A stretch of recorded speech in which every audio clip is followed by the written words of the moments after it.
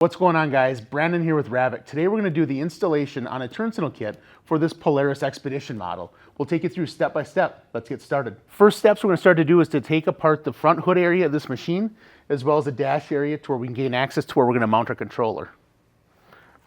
Turn our quarter turn bolts. Flip this forward.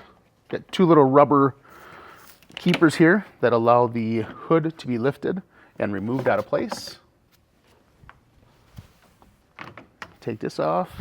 Removing this front area is going to allow for easy access to where you can install your lights, whether you want them on the side or the vertical portion, completely up to you. Then we can start taking apart the screws up top here. Your controller is going to be mounted underneath the hood. It's going to leave you plenty of room to route and run your wires and then run them through the grommet into the machine.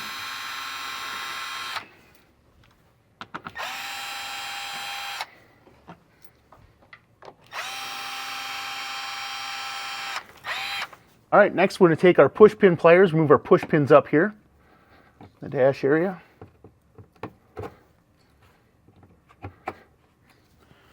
And we're going to take our 10mm socket here, remove this.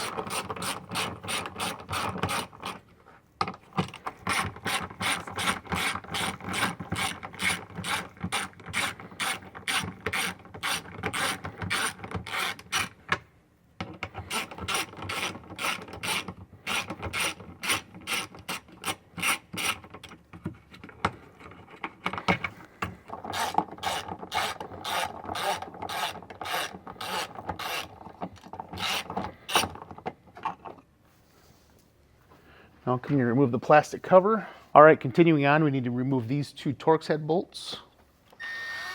Gotta have the right size Torx bit. We need to remove these to gain access to the corner here where we're gonna drop our wire down in.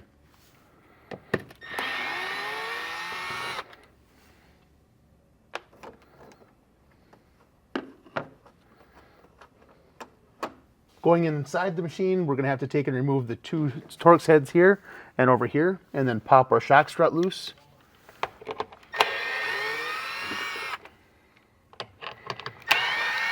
Next steps, remove our A-pillar panels here. Just got to get in the back here and pop the backhand side of the push pin. Loosen everything up nice, and off it comes. With our A-pillar cover removed, we can now take our push pin pliers, get in here, remove the two push pins on the side. All right, in the inside here, you get two little push pins that are kind of tucked away behind the door. We need to remove those. We can remove that driver's side corner panel.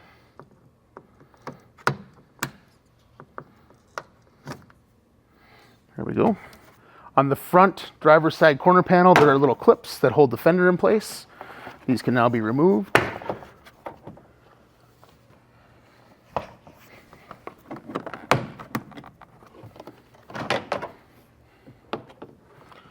There we go. Set that off to the side. Next steps, we're going to go through and take more of these plastic push pins out of the inner dash. Again, all that we're doing here is loosen this dash piece so it can be lifted out.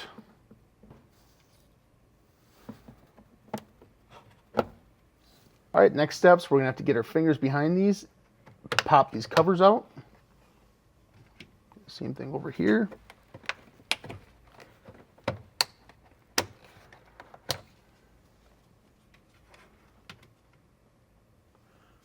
Here.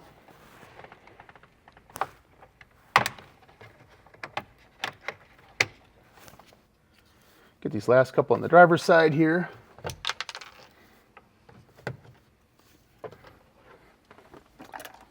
And we'll take the shock struts off and keep rolling forward. With the C-clip removed, we're going to come in here, lift the shock strut off, take our 12mm ratchet again, pushing into place. Go over here and remove that holder pin.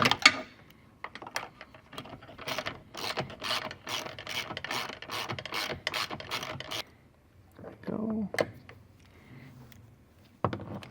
Remove this, and we're just going to put the pin back into place. We're going to start removing the inside of this dash here. We're going to take this holder out, lift it up so it clears. We then have to disconnect on the back side here the clip for the upper tweeter. All All right, we need to come in here in the bottom side and remove this 2-pin plug for your speaker by simply clipping it. That disconnects it. Little trick for you here, you really don't have to remove the passenger side of the vehicle. You can hold the dash up here like this. What you have to do is you have to get to the back side of it here to unpin the back side of the dash, which will later put our dash indicator lights on to make our turn signal show up in the dash. Utilizing our two T40s, we'll come down here, remove these two side pieces. This is going to allow that outer fender to release, where we're going to route our wires on the outside of the machine. It will save you from tearing apart the center of the machine, make your install process a lot quicker.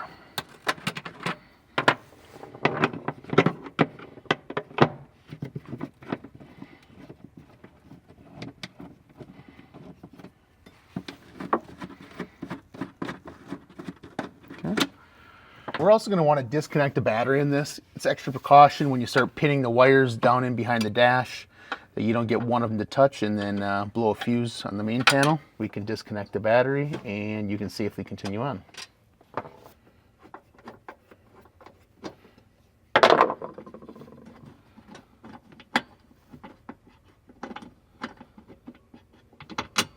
Okay, I'll lift the seat out of place now.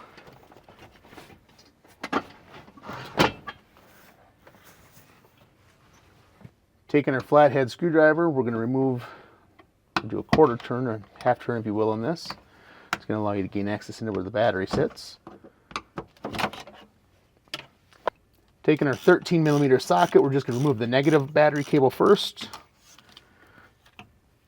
Taking our 10mm on the positive side, we're going to remove the positive battery cable. Again, this is just for precaution, but just want to make sure we're taking our steps that we need to. All right, so we've now removed the two screws on the inside there. We're going to take the push pins out here. This is going to allow us access to the driver's side panel where we're going to route our wires for the turn signal kit. Whoop.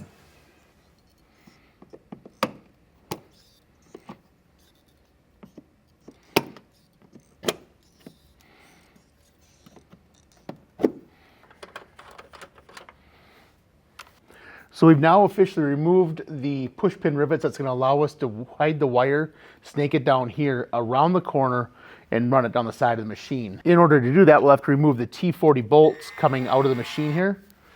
So on the bottom side of the door.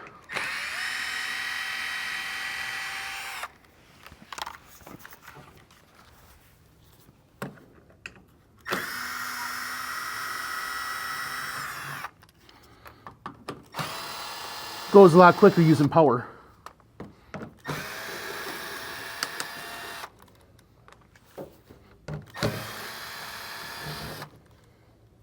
So we've removed all the body panels and loosened the body panels needed to route the wire from the front of the machine to the back of the machine. The next step is going to be to find your 8-pin connector here, which is located on the driver's side. We're going to disconnect it, and ours will plug right directly into it.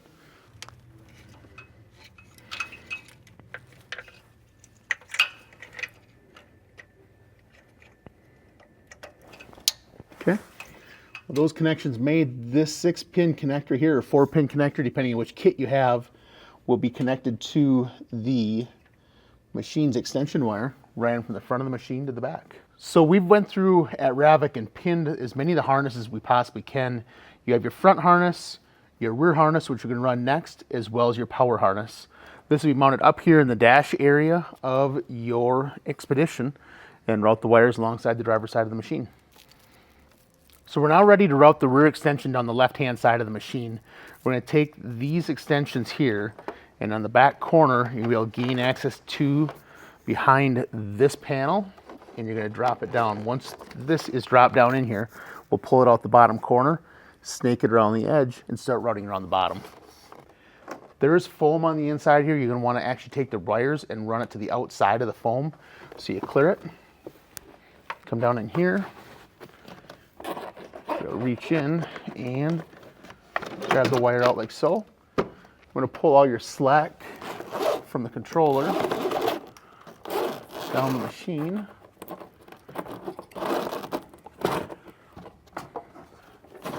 Leaving enough so you can mount your controller securely up front. And again, all you're doing is snaking it into the open cavity that hits behind here. We've ran the wire from up here down along the back side of the bottom quarter panel. We're going to route the wire by simply taking our hands, pulling back on the Polaris side panel here. Quick little shout out to AirTech Sports in Rice Lake for letting us borrow this machine. Fun fact, saw it yesterday up in the Hayward area heading to breakfast at Robin's Nest. One of Wisconsin's best.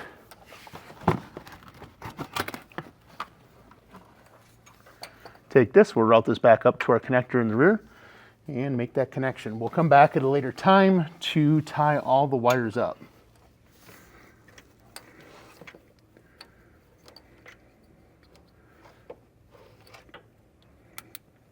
There we go. We'll go through later time and like I say, button those all up, make it look nice and pretty. All right, so our box controller is still loosely in place here. I'm gonna take apart the front connectors, which will run to the front left as well as the front right. We're going to mount ours right up here in a vertical fashion. Some people also choose to mount them at an angle here. We'll take our dash indicator wires, which are yellow, that allow us to pin the left-hand, right-hand turn signals into your dash. Take those apart. They're all labeled, so all your connectors and that are nice and easy. For the ones that are not connected, you'll know exactly which one's left, which one is right. We'll push these through here. I'll go get them on the inside. So in this machine, it's easier to kind of come up from the bottom of the driver's seat area to get to the back of the firewall grommet. We're going to pull our dash indicator wires up through the bottom side here to where we can start pinning the dash where we removed it in the step before. Next step, we're going to go in and pin our dash. Split these apart like this. Take a screwdriver or a pick, and there's a little white tab on the inside of both of them. Hit that on the right and the left hand side. Your plastic keeper comes off. Set that right there. And we're going to go in terminal 6 and 7. 6 is the right hand side, 7 is the left hand side. These are all numbered in the bottom. I wish I would remember my glasses today. 6 and 7, there are 2 little blue keepers in them. These keepers and protectors that fortunately just landed right on my hand are removed. And again, right goes into terminal 6, left hand into terminal 7. You hear a little click. I'll see if I can show you this next one. Coming to the bottom side. Push them up into place. You can see it come through, and they actually do clip right nicely and tight. And we can now put our aligner back on it. It does only go on one way.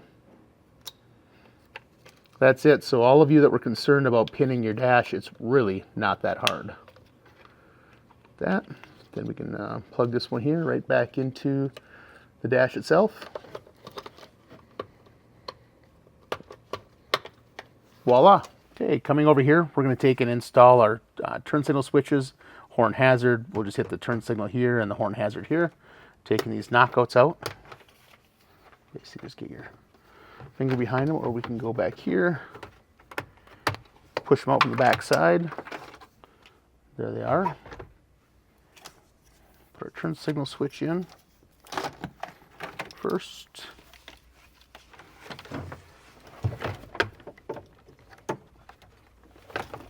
Pulling it tight and push them into the dash.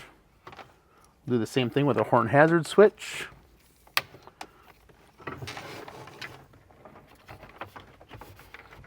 Back side here.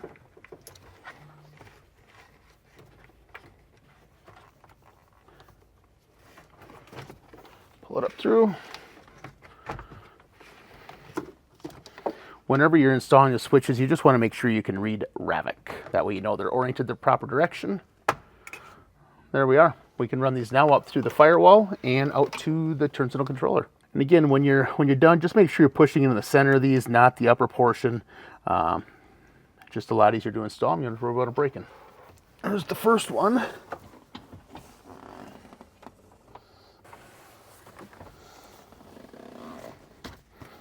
Okay, we're now at the point we're going to install our horn underneath the hood of the machine here. And a wrench, we'll take the bolt out, simply slide it into place. When you're installing the horn, you just want to make sure your horn is not making contact with anything.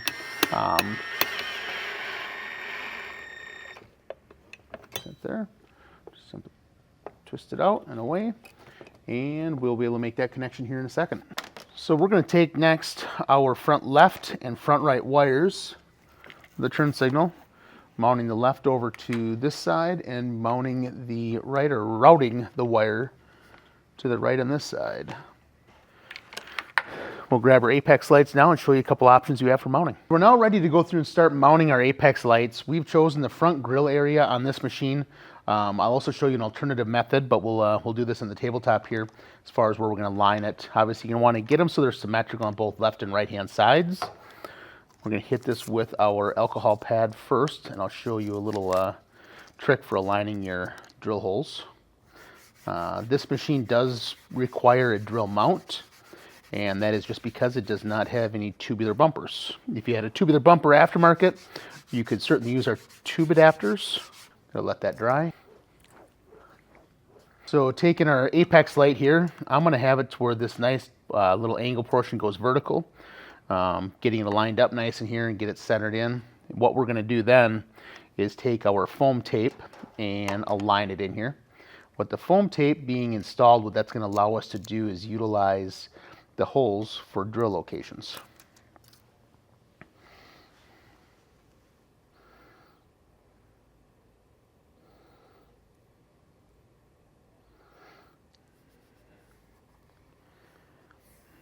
Nice and square there. Apply some pressure. We'll do the same thing on the other side.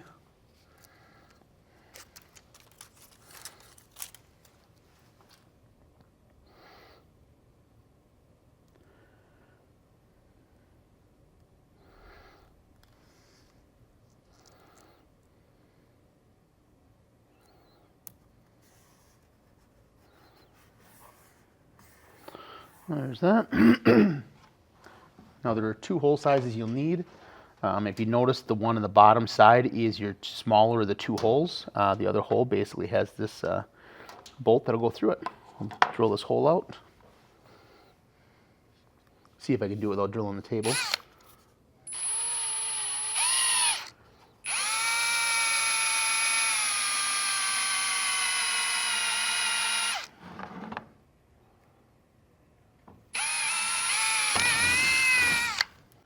We're now ready to square up the hole and drill in the center of the second hole. We're now ready to go through and align these. Again, your larger hole on the bottom, slipping your connector through. Pull your wire down through that. And you can actually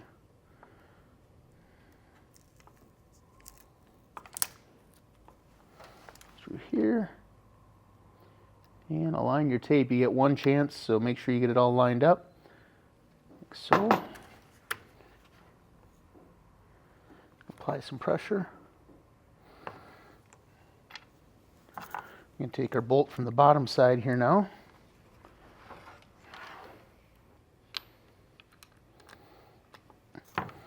There's that. All right, now we're going to do the same thing on the other side.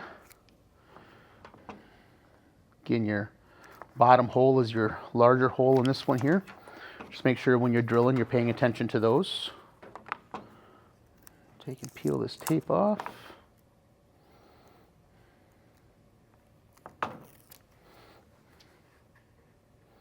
Go through, align your adhesive up. Apply your pressure to the face of it. And we'll put our bolt and washers through the back side of it and get ready to complete the install.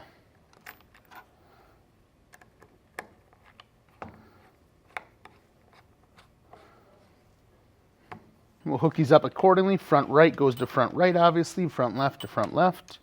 We'll connect these wires. Hear a nice secure click in there. These connectors are waterproof. You can find them throughout the machine as well. And They hold in nice and securely. Offer many years of use. There we go. We're getting down to the final steps here. We now can get to the point where we can take and mount our controller. We're going to mount this right below the pulse bar. You'll notice that we've already pre-installed your tape on the back side of your controller. I'll take our alcohol swab, go through and clean that area up real nice. Let it dry, and then we'll hit it with the primer.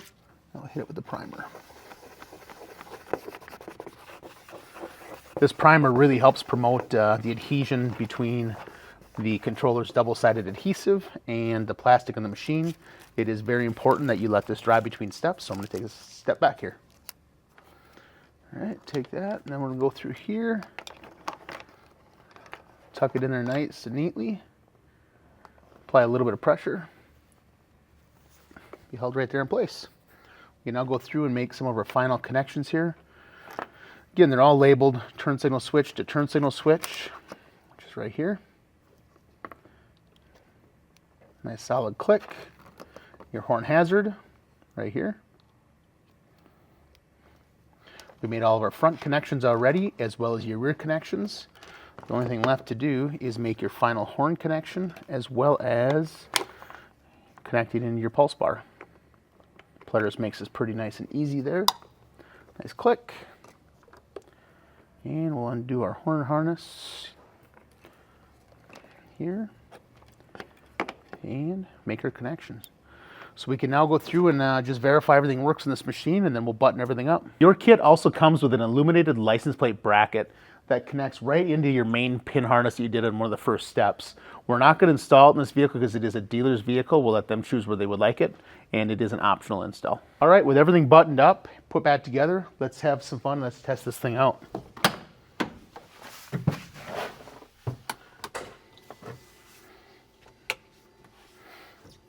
Left turn signal, right turn signal, got our hazards, and of course our horn.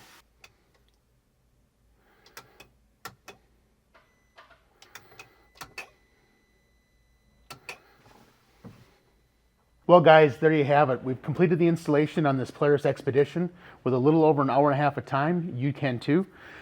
Remember, RAVEK lifetime warranty. Check us out online.